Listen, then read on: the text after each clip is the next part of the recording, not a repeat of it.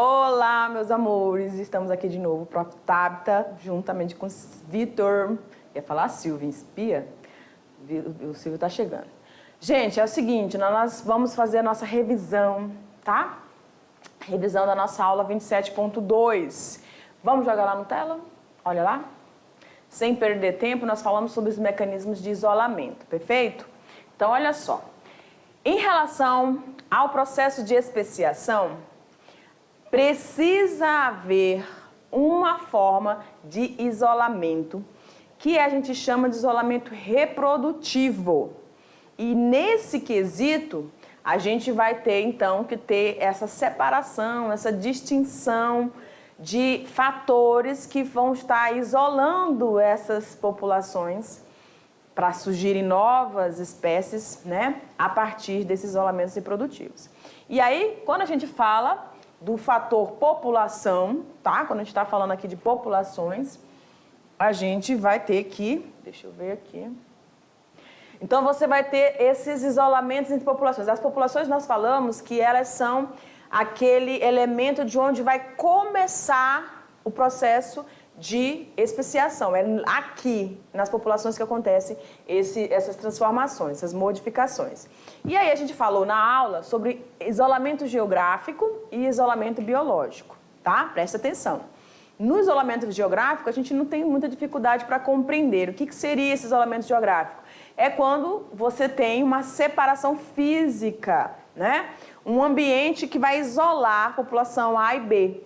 E nessas duas populações A e B, você vai ter mutações, você vai ter processos de seleção natural acontecendo, cada um em cada tipo de população nova, né? Que está ali surgindo. Aí no início a gente tem os processos de raças ou subespécies, elas ainda não estão separadas reprodutivamente. O que vai acontecer ainda para ser concluído isso aí, professora? Elas precisam passar por essa seleção natural e esse isolamento reprodutivo.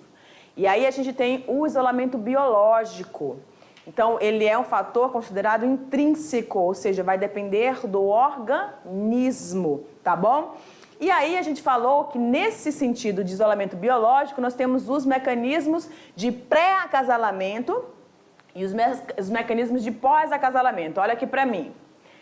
Então, para o comportamento pré-acasalamento, você vai ter o temporal ou sazonal, onde esses organismos vão estar nesses ambientes, mas vão ter estações, períodos em que eles vão estar com maior frequência e menor frequência, período de cios diferentes, opções de alimentos de formas diferentes, tá? Você vai ter o comportamental, onde cada espécie, para que receba o seu parceiro, ele tem um tipo de rito. E nesse rito, para o macho conseguir chamar a atenção para a fêmea, você também tem esse processo de isolamento. Então, quando a outra fêmea de outra espécie identifica aquilo ali, ela falou que ele está doido, né? Eu não vou nem chegar perto que aquele bicho ali está doido, que eu não estou identificando nada do que ele está fazendo, tá? Aí a gente tem aqueles mecânicos, isolamentos mecânicos ou estruturais, anatômicos, onde a parte da genitália do macho e da fêmea são incompatíveis, certo? A gente vai ter também o isolamento pós-gamético, pós-zigótico, onde você pode ter a formação do indivíduo, aliás, onde você pode não ter a formação do híbrido, o híbrido vai nascer, as duas espécies diferentes vão chegar a ter o processo de fecundação, mas ele vai morrer, tá? Não vinga por causa da incompatibilidade. Ou ele pode surgir, não chegar na fase adulta, ou deixar um descendente estéril. A seleção natural vai agir sobre essa característica, esse indivíduo, e ele vai ser deletado, vai sumir. Ou você pode ter a formação do híbrido, ele ser fértil, e quando chegar na segunda geração que ele for procriar novamente, esse indivíduo da segunda geração, ele é estéril, é débil, ele não tem muita qualidade, muitas características para realmente esse processo evolutivo acontecer, tá bom? Então, o que é interessante quando a gente fala em especiação? O isolamento reprodutivo que pode acontecer por todos esses fatores, tá bom? Biológico ou geográfico, aí a gente classificou os pós-zigóticos, pré-zigóticos, que existem, tá? Que vão selecionar, que vão separar, eles mesmo estando em simpatria, lembra? Mesmo estando no mesmo local, mesmo sobrepondo as suas populações, eles vão estar distantes ou vai ter alguma coisa biológica deles, nata deles, que vai impedir esse processo de encontro dos gametas. Tá bom, galera? Ou surgimento da geração futura. Ok? Então, a gente vai ficando por aqui e aí a gente vai dar um tempinho para você fazer aí a sua atividade, tá bom? Beijo!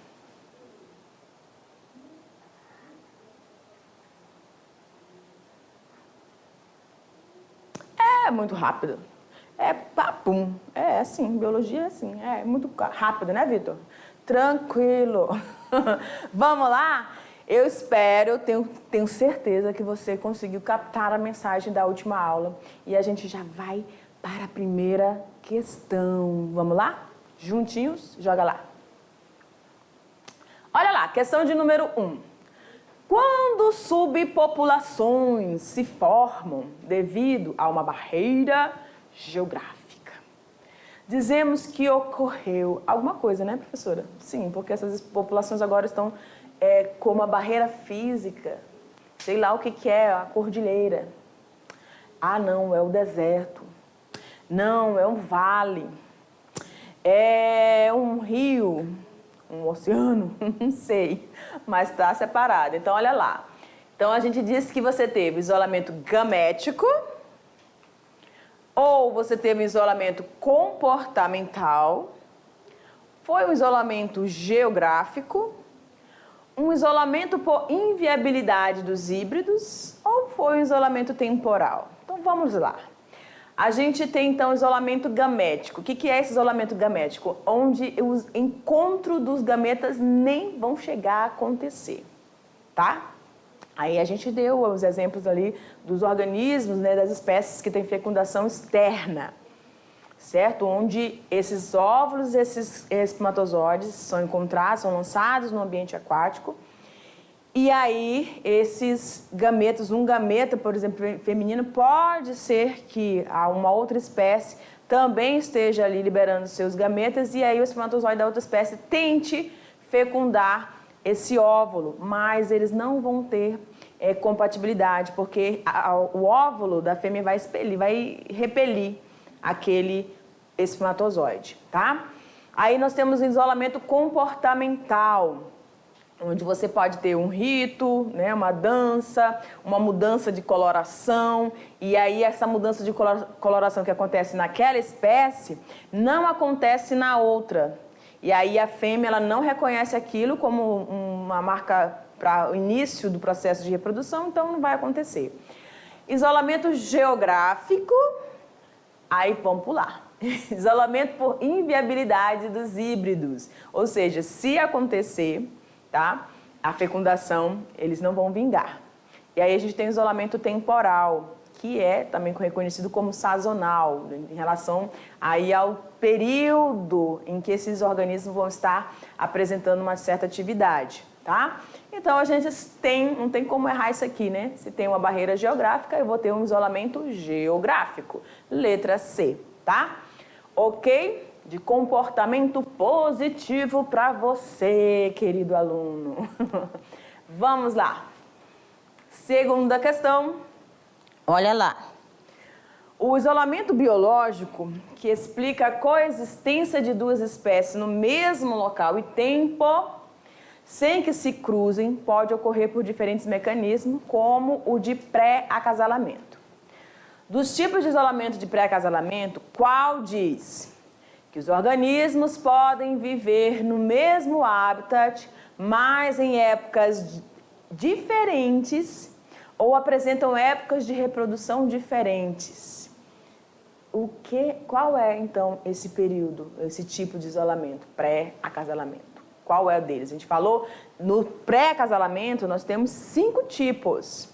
Aí tá aí, ó, letra A é o tipo ecológico, temporal, comportamental, mecânico ou gamético. Vou repetir para você. Dos tipos de isolamento pré-acasalamento, qual diz que os organismos podem sim viver no mesmo habitat, mas em épocas diferentes, ou apresentam épocas de reprodução diferentes. Lembra aquele período do cio, diferente de uma espécie para outra? Ou o período de frutificação diferente da outra, o período de floração diferente do outro, e que vai inviabilizar, então, esse encontro desses gametas, ou o surgimento daquele fruto para aquela espécie que se alimenta daquele fruto, mas não tem essa, enfim, tá? Então, a gente está falando de que tipo de isolamento pré-acasalamento? Obviamente que é a letra B de temporal ou sazonal. Quando fala de períodos diferentes, né, épocas diferentes, a gente já tem esse indicativo aí, tá bom? Olha lá. Então, a letra B de bom, meninos e meninas, estudiosos e estudiosas. Vocês são demais, queridos. Vamos, então, continuar nessa pegada sobre esses isolamentos. Questão de número 13. Se uma região do território de uma espécie é imprópria para a sobrevivência, constitui uma barreira extrínseca, seja ela um rio, uma montanha, um deserto. Essas barreiras impedem o contato físico entre populações. Condições climatéricas também podem ser barreiras importantes para os organismos. Você vai esquematizar exemplos de regiões que podem propiciar esse isolamento geográfico. Olha aqui para mim um instantinho. Nós frisamos várias vezes que um dos pontos principais, tá? Aí você pode chegar aqui bem pertinho de mim. Se aproximar.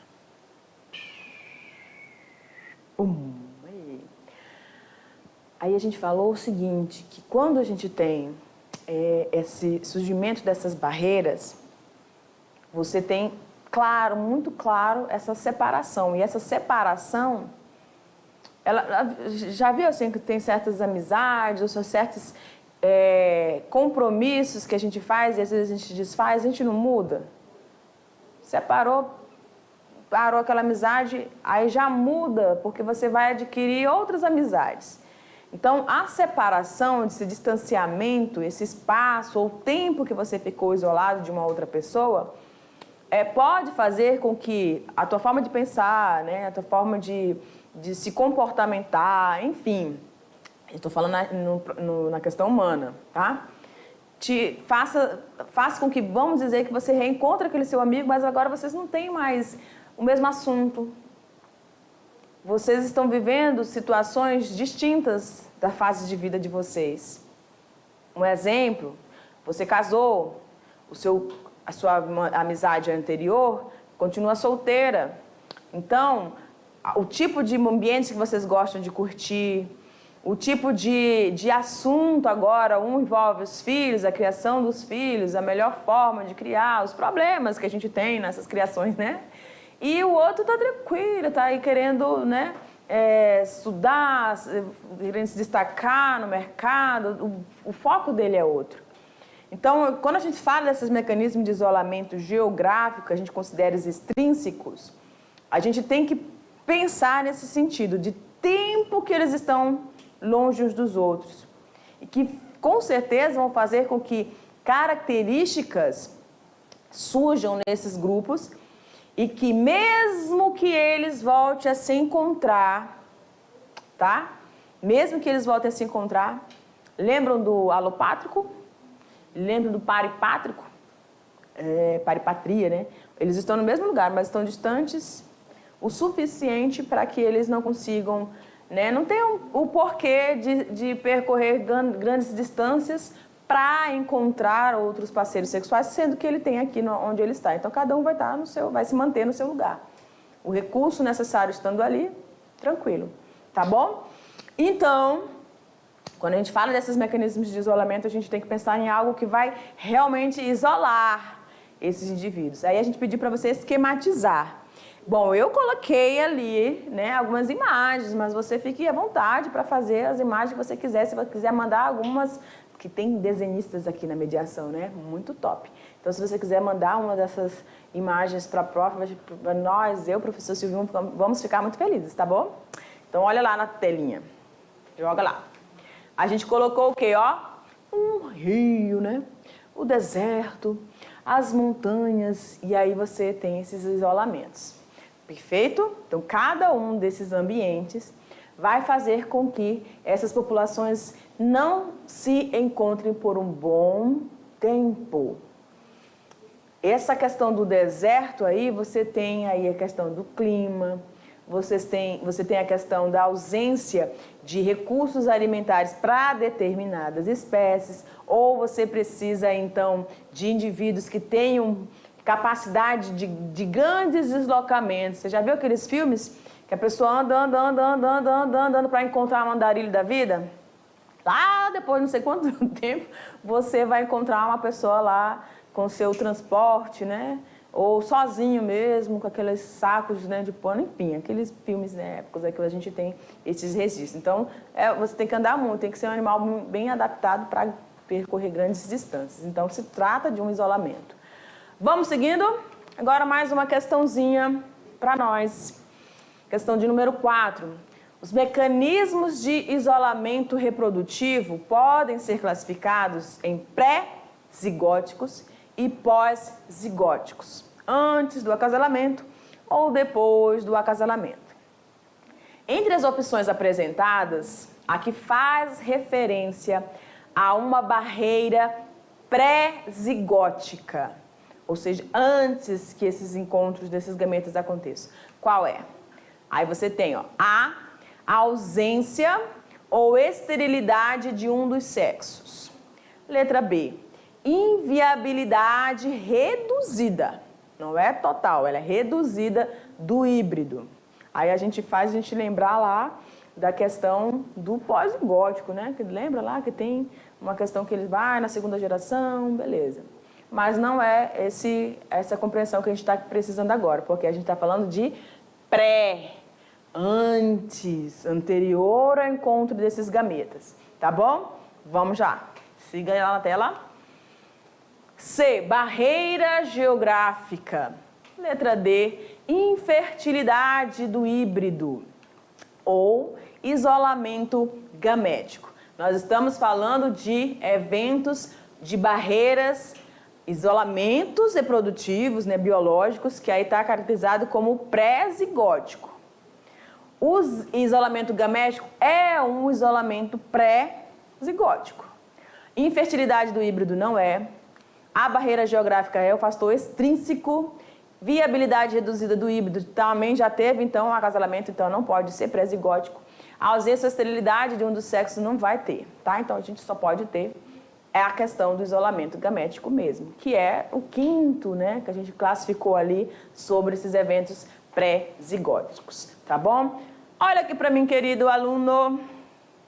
Mediação tecnológica, biologia na veia, na mente e no coração, exatamente. Então, nessa aula, nós ficamos aqui, tá? Mas calma que a gente já está com você de novo, falando sobre todas essas formas de mecanismos, para a gente conseguir compreender como que a gente tem e como que a própria natureza vai fazendo esse controle e esses cortes mesmo para algumas formas, né, de indivíduos que se tornariam novas espécies, mas não seria muito atrativo ou não vingariam, tá? Não transmitiriam as suas características genéticas. E é o que é importante quando a gente fala de processo de especiação e a evolução dessa espécie. Tá bom, galera? Então a gente vai ficando por aqui, mas eu te aguardo para a nossa próxima aula. Beijo. Tchau.